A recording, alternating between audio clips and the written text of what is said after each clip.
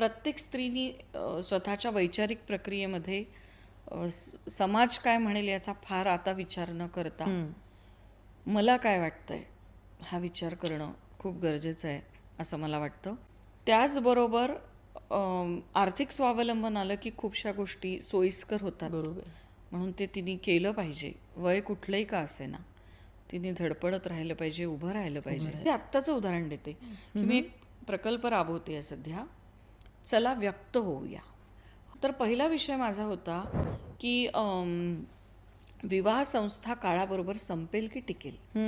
कारण क्षणोक्षणी ब्रेकअप होताना दिसतात आहे. छोट्या छोट्या कारणावरनं तरुण पिढीमध्ये तर लग्न व्हायच्या आधीच 10-12 ब्रेकअप होतात, लग्नानंतरही खूप फास्ट ब्रेकअप होतात आहे. त्यांना लग्न पण करायचं नाहीये, लग्न पण करायचं नाहीये, सोबत तर राहायचंय पण जबाबदारी घ्यायची नाहीये, मूलबाळ नको आहे, ते त्याच्या पुढचं आहे. तर हे सगळं मी चर्चेतनं घडवून आणलं. एकीकडे मी म्हणते आहे की स्त्री अजूनही समान पातळीवर नाही, अजूनही ती तडजोडच करते आहे. संसार म्हटला की तडजोड आलीच, पण माझ्या पिढीपर्यंतच्या मैत्रिणींनी खूप काही प्रमाणात अनेक जणींनी तडजोड केलेली आहे, करतायत. मी पुढच्या पिढीचं बोलत नाही आहे.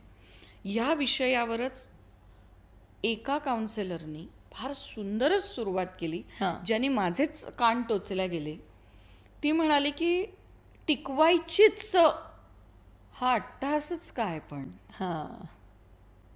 नाही टिकत आहे, नाही पटत आहे, नाही पटलं, तुटलं का म्हणून तुम्ही सगळ्यांनी आत्तापर्यंत सहन करत आलात, खूप मन मारत आलात आणि मग डोळ्याला पदर लावत बसलात, तसा पुढच्याही पिढीनी तो तसाच लावावा, हा तुमचा अट्टहास का आहे. आणि मी बोलताना असं म्हणाले त्या परिसंवादात की कॉलेजची मुलं आज असायला हवी होती, कारण उद्या त्यांना संसार करायचे. तर ती म्हणाली बरं झालं ती नाही आहेत. मला फार तिचे ते विचार पटले त्या क्षणाला. ती म्हणाली बरं झाले ते नाही आहेत, तुम्हाला तुमचं बॅगेज त्यांना का लादायचं आहे की अशाच पद्धतीने संसार केला पाहिजे आणि तो टिकवला पाहिजे. रोजच्या जीवनामध्ये अनेक नात्यांमध्ये घटस्फोट होत असतात, अनेक मैत्रिणींशी आपलं तुटतं, मित्रांशी तुटतं, नातेवाईकांशी तुटतं, त्यावर चर्चा होत नाही. तर लग्नसंस्था ही काळाबरोबर टिकेल की संपेल, ती टिकेलच हा अट्टहासच नकोय. तडजोड करूनही जमत नसेल तर ती संपलेलीच चालेल.